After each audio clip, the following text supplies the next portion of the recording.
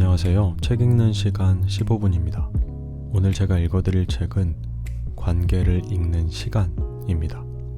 저자는 문요한이고요. 출판사는 더 퀘스트입니다. 이 책은 프롤로그와 4개의 부로 구성되어 있고요. 각각의 부들은 5개의 장을 포함하고 있습니다.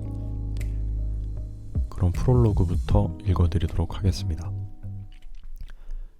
아이의 관계에서 어른의 관계로. 인간관계가 중요하다는 이야기는 이 세상에 차고 넘친다. 그런데 한번 생각해보자. 인간관계가 좋다는 건 과연 무슨 말일까? 또는 인간관계를 잘하려면 어떻게 해야 할까? 막막한 마음에 책도 사보고 강의도 듣고 인생을 좀 더 오래 산 사람들의 말에도 귀 기울여 본다. 다 맞는 얘기다. 그런데 막상 따라 해보려면 늘 어렵다.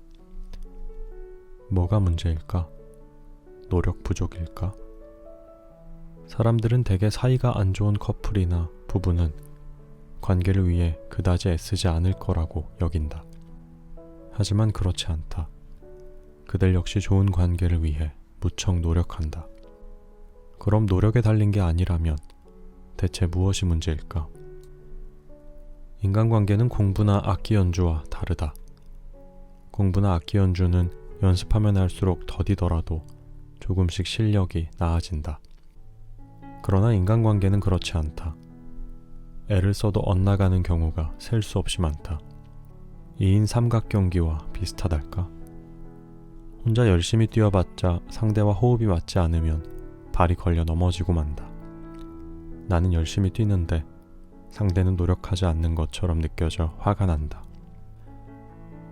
마음 같아서는 끈을 풀고 혼자 뛰거나 파트너를 바꾸고 싶다.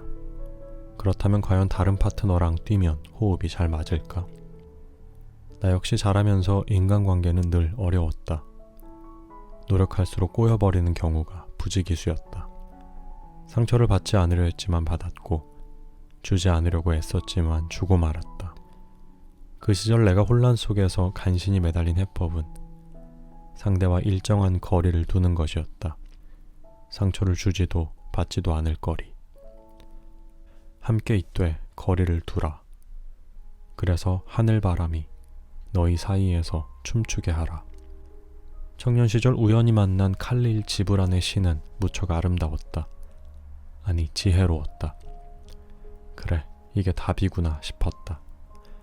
그러나 솔직히 말하건대 상처받지 않을 거리에서 나는 자유롭기보다 외로웠다. 정신과 의사가 되고 나서야 그 거리두기가 사실 회피의 다른 이름이라는 것을 알았다. 상담실을 찾은 사람들은 마음의 고통을 호소한다. 그 고통은 어디에서 왔을까? 초기 심리학자인 알프레드 아들러는 인간의 고민은 전부 인간관계에서 오는 고민이다 라고까지 했다. 정말 그렇다. 문제는 그렇게 고통스럽다고 하면서도 그 관계에서 벗어나지 못하는 사람들이 대다수이며 설사 벗어나더라도 또 다른 사람을 만나 비슷한 관계 방식을 되풀이한다는 것이다. 인간은 본능적으로 즐거움을 쫓고 고통을 피하는데 왜 인간관계에서만큼은 고통을 놓아주지 못할까? 서로의 행복을 바란다는데 왜 정작 누구도 행복하지 않고 서로 고통만 주고받을까? 자신을 인격적으로 무시하는 상사에게 오히려 더 인정받으려고 애쓰는 회사원, 학생이 화를 내면 어쩔 줄 몰라 울어버리는 교사, 매번 마지막이라면서 결국 노후자금까지 다 털어가며 자식의 카드빚을 해결해주는 부모, 누군가 이성적인 관심을 보이면 질겁하고 차단부터 하는 여성, 배우자의 외도를 애써 모른 채 하는 남편, 대학생 딸에게 구타당하면서도 아무에게도 말 못하는 엄마, 자신과 다른 의견을 얘기했다는 것만으로 화를 못 참는 상사, 연인이 떠나지 못하도록 폭력을 휘두르거나 자살을 시도하는 사람, 바람 피우는 애인과 헤어지고 또 바람기 있는 애인을 만나는 사람, 이해도 안 되고 말도 안 되는 일이 비일비재하다. 그렇다고 해서 이 비상식적인 인간관계를 맺는 사람들 대부분이 정신병에 걸렸거나 사회적인 기능을 못하지는 않는다. 대개는 일상생활에서 사리 판단 잘하는 보통 이상의 사람들이다. 그런데 인간관계만큼은 정말 말도 안 되는 선택과 행동을 한다. 왜 그럴까? 그것은 관계의 틀 때문이다. 일정한 모양의 빵을 계속 구워내는 빵틀처럼 인간관계에는 틀이 있다. 이 틀로 말미암아 우리는 서로 다른 사람을 만나더라도 비슷한 관계 방식을 되풀이한다. 문제는 그 기본 틀이 어린 시절에 만들어졌다는 점이다. 이 기본 틀은 아이 어른의 관계에서 만들어진 것이기에 어른의 관계에는 맞지 않는다. 우리는 어른이 되면서 아이 어른의 관계 틀을 어른의 관계 틀로 바꿔야 한다. 하지만 어린 시절에 관계 손상을 겪은 사람들의 기본 틀은 잘 바뀌지 않는다. 해결되지 못한 감정과 신념, 그리고 애착 갈망 등이 그 기본 틀을 붙들어매고 있는 데다가 그 틀 덕택에 어떻게든 이 세상에서 살아남을 수 있었기 때문이다. 어린 시절에는 생존에 도움이 되었던 관계 틀이라고 하더라도 성인 관계에 적용하면 많은 문제가 생겨난다. 아이 때는 시키는 대로 할 수밖에 없고 일방적으로 의존할 수도 있고 화가 나면 토라져 말을 안 하거나 원하는 게 있으면 때를 쓸 수도 있다. 그러나 어른의 관계는 다르다. 스스로를 보호해야 하고 무엇 때문에 화가 났는지 이야기하고 갈등을 풀어야 하며 나만 중요하다고 우길 수 없다. 나를 책임지면서도 상대의 입장을 헤아리며 조화를 이루어야 한다. 그러나 기본 틀에 사로잡힌 사람들은 그럴 수가 없다. 그러므로 만일 어른인 당신의 인간관계가 계속 힘들다면 반드시 관계의 틀을 살펴봐야 한다. 우리는 자신도 모르게 어린 시절의 관계 방식으로 오늘의 관계를 맺고 있기 때문이다. 그러므로 당신이 겪는 관계의 어려움은 상대를 바꾼다고 해결될 일이 아니다. 당신의 관계 방식을 스스로 이해하지 못하는 한, 그리고 과거의 관계 방식을 바꾸지 않는 한 문제는 반복된다. 나는 몇 년 전부터 바운더리라는 개념을 통해 인간관계의 문제와 해법에 접근하고 있다. 내담자가 과거의 관계 틀을 이해하고 어른의 관계 틀로 바꾸는데 바운더리 개념이 무척 효과적인 도구임을 숱한 상담을 통해 확인하고 있다. 그렇다면 바운더리란 무엇을 말하는가? 이는 인간관계에서 나와 나 아닌 것을 구분하게 하는 자아의 경계이자 관계의 교류가 일어나는 통로를 말한다.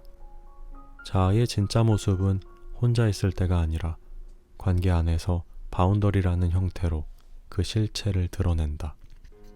이 바운더리의 핵심 기능은 보호와 교류다. 바운더리에 이상이 있는 사람은 나와 나 아닌 것을 혼동하고 위험한 상황에서 자기를 보호하지 못하거나 위험하지 않은 상황에서 과잉 보호를 하는 등 상호 교류에서 어려움을 보인다. 그에 비해 건강한 바운더리를 가진 사람은 굳이 거리를 두려고 애쓰지도 않고 자신을 속이거나 희생하며 인간관계를 맺지도 않는다. 이들은 자신을 돌보면서도 친밀해질 수 있고 좋은 것은 받아들이고 해로운 것은 내보낼 수 있다. 바운더리의 보호와 교류 기능이 잘 작동하기 때문이다. 바운더리 심리학은 지금 모습으로 충분하다는 위로의 심리학이 아니라 당신의 관계를 재구성하는 변화의 심리학이다. 나는 당신이 자신을 돌보면서 상대와 친해지고 당신이 당신의 모습대로 살아가려는 것처럼 상대를 상대의 모습대로 살아가도록 존중하고 갈등을 피하기보다 갈등을 풀어갈 줄 알고 상대를 염두에 두되 원치 않는 것은 거절하고 원하는 것은 구체적으로 표현하는 사람으로 변화하기를 바라며 이 책을 썼다. 한 가지 양해를 바라는 것은 바운더리라는 말의 뉘앙스를 대신해줄 적절한 우리말을 찾지 못했다는 점이다. 물론 경계 또는 영역이라는 말이 있다.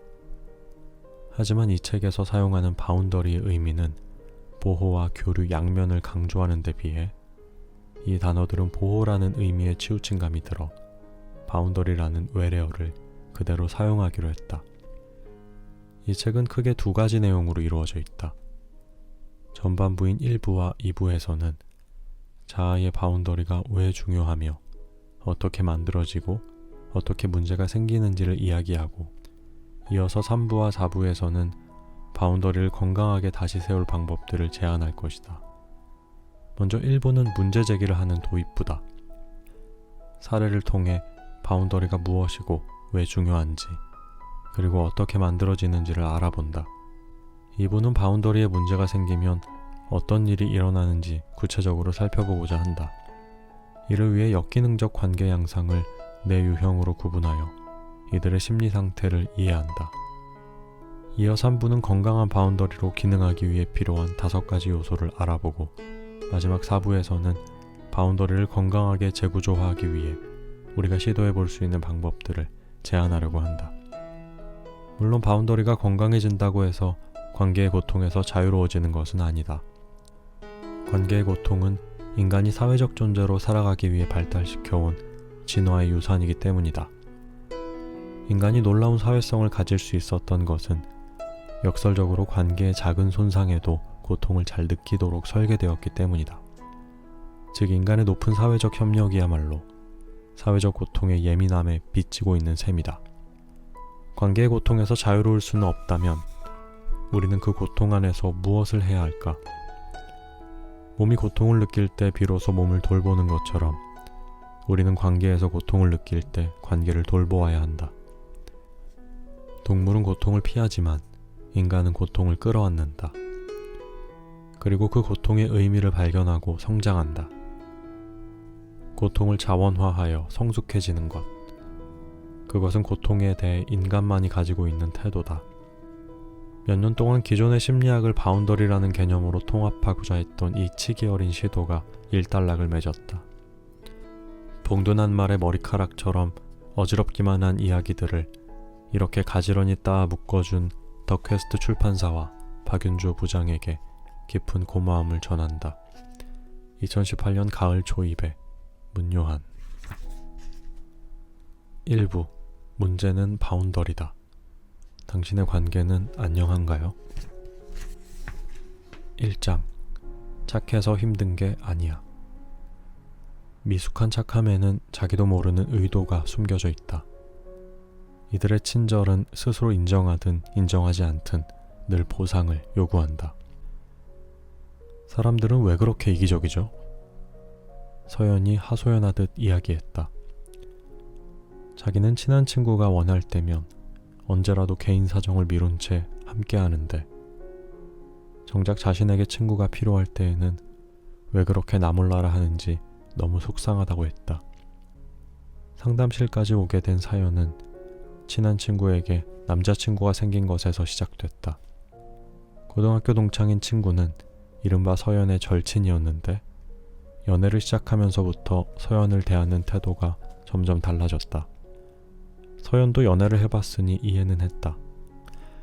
그러나 서연이 보기에 친구는 그 정도가 심했다. 먼저 연락하는 법이 없었으니까 나중에 연락하겠다고 해놓고 아예 잊어버리는 일도 잦아졌다. 처음엔 섭섭함에서 시작된 감정이 분노로 번졌고, 상담실에 올 무렵에는 강한 배신감이 되어 있었다. 연애할 때 서연은 혹시라도 친구가 마음 상할까봐 늘 배려하고 챙겼다. 남자친구와 둘만 만나고 싶은데 친구까지 불러낸 적이 한두 번이 아니었다. 남자친구와 관련된 일은 죄다 친구에게 털어놓았다. 그러는 바람에 남자친구와 다투기까지 했다. 반면에 친구는 서연이 했던 것처럼 배려하는 모습은 손톱만큼도 보이지 않았다. 아직까지 자기 남자친구와 같이 만나자고 한 적도 없고 둘 사이가 어떤지 잘 이야기해주지도 않으니 말이다. 그러다가 얼마 전에 서연은 감정적으로 폭발하고 말았다. 친구가 오래전에 단둘이 여행하기로 약속한 계획을 다음으로 미루자며 연락해온 것이다. 서연은 보나마나 친구의 남자친구 때문이라고 생각했고, 화가 난 나머지 너랑은 이제 끝이야 라고 내뱉고는 전화를 끊어버렸다. 친구도 놀랐지만 화를 낸 서연 자신도 놀랐다. 서연은 친구에게 이렇게까지 화를 낸 적이 없었기 때문이다. 네, 오늘 제가 읽어드릴 내용은 여기까지고요. 나머지 내용이 궁금하신 분들은 이 책을 구매하셔서 읽으시면 됩니다.